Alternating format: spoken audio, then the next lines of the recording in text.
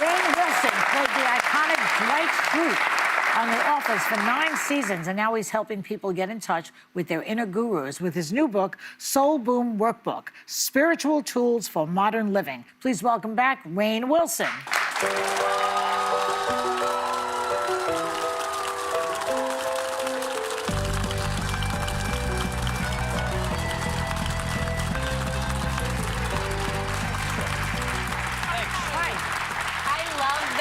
I know, it makes me so happy every time I hear it. Now, welcome to the table. We love having you here. I love being here. Hi, ladies. Hi. Hello. Now, we must say, behind Rainn Wilson is Dwight Schrute, and it is one of the most iconic sitcom characters of all times. Yeah. And 20 years after The Office premiered, people still dress up for Halloween, and my favorite is actually the baby Dwights, even more than the adult Dwights. Oh. Look at That's such a good idea. this! Now, why, come on, like, why do you think Dwight resonates so much with people still, and what lines do you get quoted to you the most?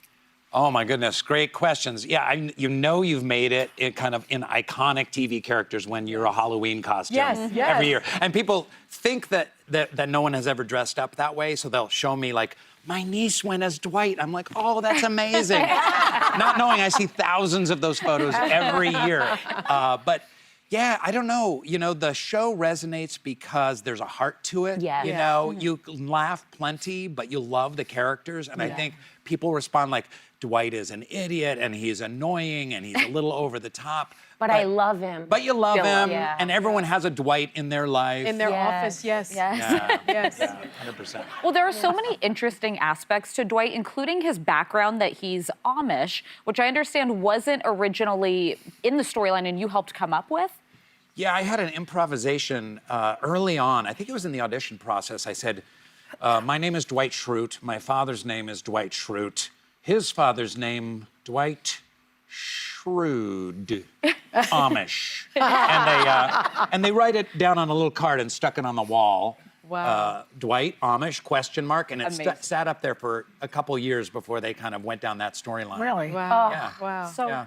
So let's talk about you and your wife. You guys recently celebrated your 30th wedding anniversary. Thank you. Good one.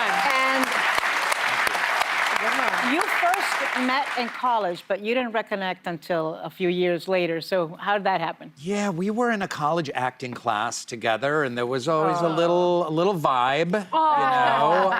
And then I had moved to New York. I went to acting school, and I came back to Seattle. I had like a month-long break, and I was like, I wonder if I could get in touch with Holly Reinhorn. And but I was like, how do I do that? Yeah. So I was like, well, I'll check the white pages. Oh, Show of hands. How many people remember the white that pages? existed, Anyone? yeah. Come on, Okay. phone book. And there she was. Really? listed. And what was funny is that I asked her, like, you're in the white pages. And it turns out that her and her roommate, they were so broke that it was $1.99 to stay listed in the phone book. And they were really debating, like, do they pay the $1.99 a month to stay in the phone book? And they went for it, and they pooled their money, and they're like, yes, we're gonna do And it. look at what 30 she got. years later. Hey. That's right. Now, And now she bought some horses with that TV money. She's happy as a clown. happy. Now, the last time you were here, we talked about your first book. It was a New York Times bestseller, Soul Boom, and your podcast of the same name. And now you've written the Soul Boom Workbook. This is great. Yeah, and it's like an interactive journal type of thing. Activity. Tell us what inspired you to sort of do this. Well, you know, it's the craziest endeavor in the world is a sitcom actor writing a book on spirituality and spiritual tools for mental health. not? I know it's a little weird, but it goes with my story. And there was an outcry after we wrote the first book. I wrote the first book for like, okay, what do we do now? Like, how can I gain spiritual tools in my life? How can I use spirituality for mental health and the struggles I might be facing? And so we made an interactive workbook with creative writing exercises. You can draw in it, doodle on the pages. There's a playlist. There's lots of different ways to interact with it. So it's kind of a more experiential way of. It's like hand holding, because when you just give a blank page and say, this will be good for you, go, that's really hard to do. Yeah. So I love that it's all different ways of getting you involved. It's But like when having a teacher. But when it's like draw your soul, Yeah. what would She's complicated. Yes. So, Rainn, who doesn't love a workbook? I love it. Yes. Yeah. But you said that when you were 26, you wished that you had had this book. Why do you say that? Well, that's what I was kind of referring to. This is the book I wish I'd had when Yeah. I was going through some really my darkest times. And Why? some, What was going on with you? Well, a lot of anxiety, mental health issues, and wait. Tell me more. She's an armchair therapist. Yeah, she is. Would She you, really would you is. like to I'm lay not down? a shrink. I'm not a shrink. I just play one on this panel. You would make an excellent shrink, but in all truth, I had a lot of suffering in my 20s from anxiety, depression, addiction issues. I felt lost in a lot of ways. And back in the 90s, show of hands remembers the 90s? Yes. Okay. There weren't therapists around. There weren't podcasts and apps. There wasn't even therapists. language. There were always therapists. Well, you had to be a millionaire Yeah. or live on the Upper East Side to go to a therapist, Joy. Or Upper West. It was harder to find. I would agree with you. When you first started, it wasn't until college or a little after where people even started talking about, oh, you should try to go to a therapist, and your doctors would even recommend it. They might have existed, but the connection between regular people and them was not made yet. And now And you even can- less so for men.